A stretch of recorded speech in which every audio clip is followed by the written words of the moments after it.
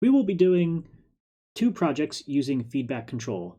The first controlling the amount of light hitting a phototransistor, and the second controlling the speed and torque in a brush DC motor.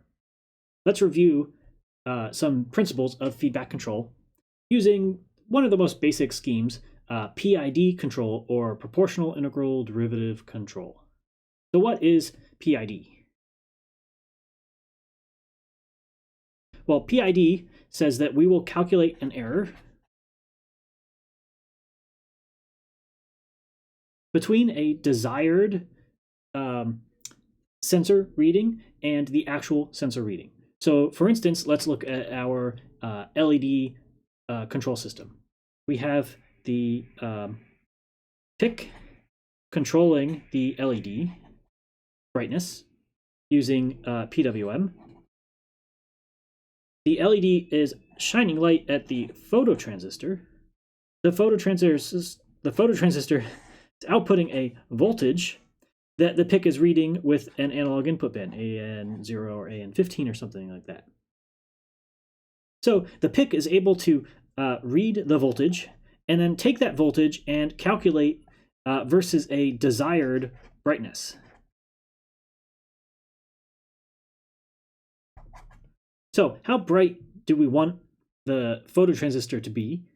Compare that to what the brightness actually is, do some math on it, and then send that value to the LED.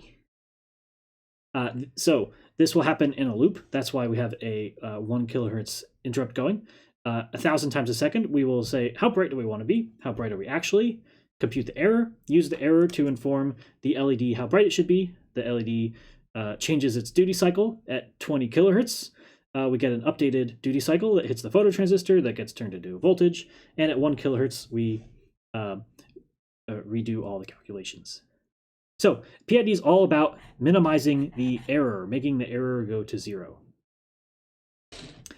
So what is the error? We will have a desired minus an actual be stored into a variable called error. So what we can do is we can set the brightness of our LED, which is kind of like our PWM, equal to some constant k times the error. Now, if making the LED brighter made the voltage go up and then they matched, the error would go to 0, so that the LED was outputting the correct amount of brightness to hit the phototransistor. So the more error, the brighter the LED will get. So this is why we call it proportional control, KP. The bigger KP, the stronger the effort of the controller to make the error go to 0. Well, as long as we are just looking at the error, we can also calculate a derivative of the error. So we can also use a derivative gain times E dot. So as long as we're looking at the error, why not look at the rate of change of the error? And as long as we're looking at some calculus, let's take the integral of the error multiplied by Ki. So this is our PID equation. The control effort is equal to a gain times something to do with error, and we'll have 3 gains, Kp, Kd, and Ki. Let's take a guess at what these control each statement does here. So typically the way we evaluate a system is we look at the sensor, which is the thing we're trying to control, versus time. And we're also going to look at the control, like the duty cycle. And we will wait a certain amount of time and then input a step function. So we will suddenly apply a desired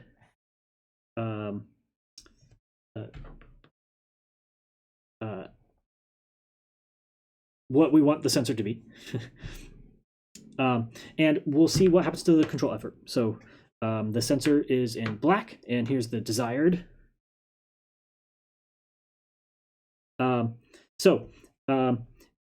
what we're doing is we're discretely stepping through time. So we're at this time, or this time, or this time, or this time, or this time. These are all of our discrete times. That's like the frequency of our interrupt. And at this moment, the actual voltage from the phototransistor is 0. The desired voltage is 0, so nothing has to be done. At this moment, the voltage from the phototransistor is 0, but the desired voltage is some step input. So I don't know what it is, unit of 1000 ADC counts.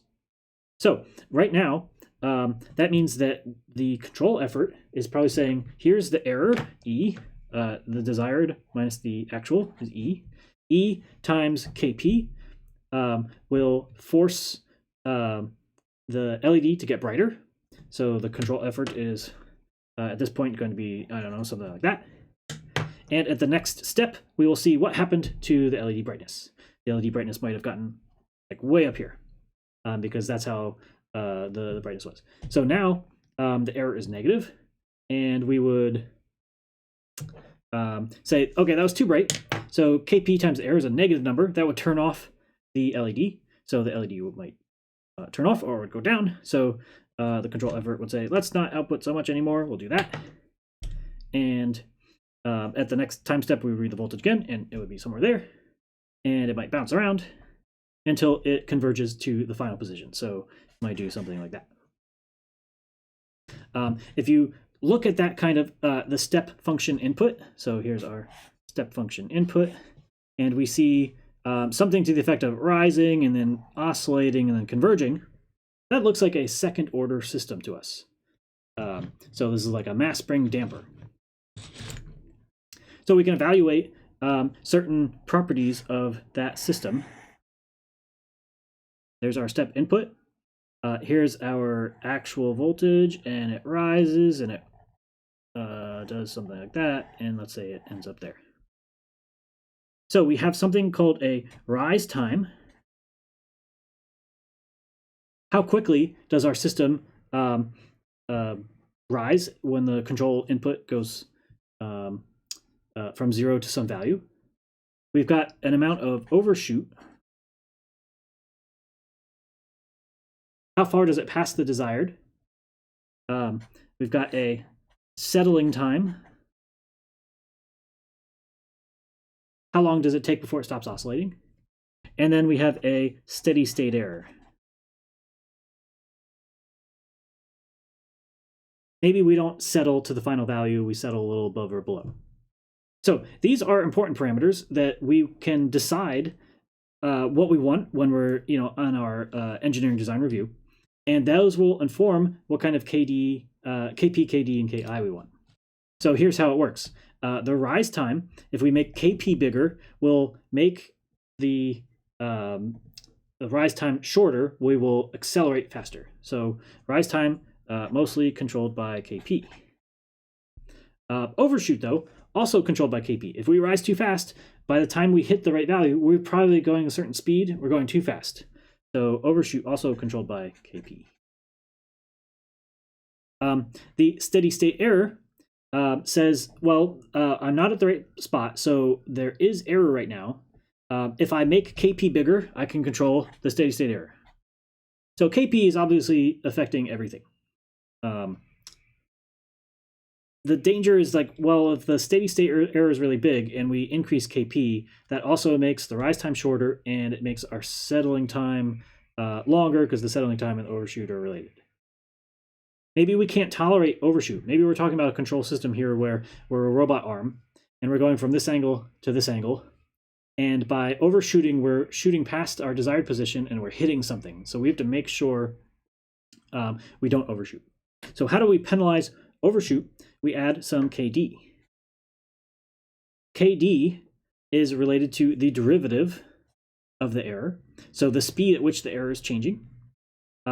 If we are penalizing the speed at which we're changing, we can control the overshoot and the settling time. So Kp and Kd are fighting each other for that rise time, and Kd is being used to minimize our overshoot and minimize our settling time. Finally, once we get to this final spot where maybe friction is preventing us from getting to the final value and we don't want to make Kp any bigger, Ki is looking at the integral of the error. So as the error is adding up, all in here, all that area between the two, we're integrating that up and we're increasing our control effort to force the integral error to go to 0. So the steady state error is really controlled by Ki. So if you really want to break them down, rise time controlled by Kp, overshoot settling time controlled by Kd, steady state error controlled by Ki. Those would be the main effects. And then we have some side effects where Kp affects everything. So how do we take advantage of this in code? We would, every time we go through a loop, one of our ISRs, we will calculate the error. So we will say E equals the desired minus the actual. The actual could come from reading the analog to digital converter. It could come from reading the position of a motor, however we're getting our sensor read. The desired is probably coming from some kind of equation, like we're trying to match a sine wave, or we have an array of the desired reference, voltages that we want to match. Okay, then we can get the derivative. So E dot is how the error is changing versus time. So it's going to be E minus E prev. And technically this would be divided by a dt. But what we're doing up here when we're saying Kd times E, we'll just roll the dt into Kd. So the relative values of Kp, Kd, and Ki, they're not going to be very similar to each other because what we're going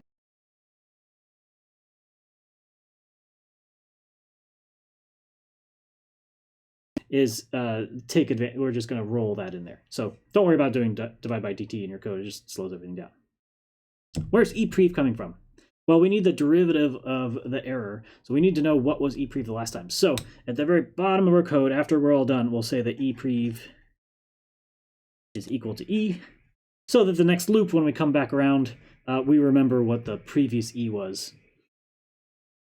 And then we need our E int.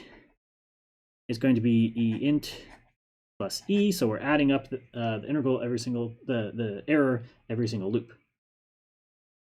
Now, this has one potential bad flaw in it, is that when we first start off, we've got a pretty big error. So the integral term is going to sum up all of that error, and it's actually going to force us to try to cancel out that negative error here with some positive error. And then that has to cause of that. So if we are ever really far off from where we're supposed to be, like specifically with step functions like this, the integral term will kind of go nuts. And that is a destabilizing factor. So as long as it's a stable system, Kp and Kd are safe. But Ki is adding energy to our system and can make us go unstable. It can make us go a little off and off and off. So even with a system that's not moving at all, Ki being too big can make us go unstable, like we have positive feedback and run away. So we have some tools to try to limit that. We would write an if statement that says if E int is ever bigger than some number or less than some negative number, we would cap it E int equals the positive or the negative, depending on the if statement, the max E int.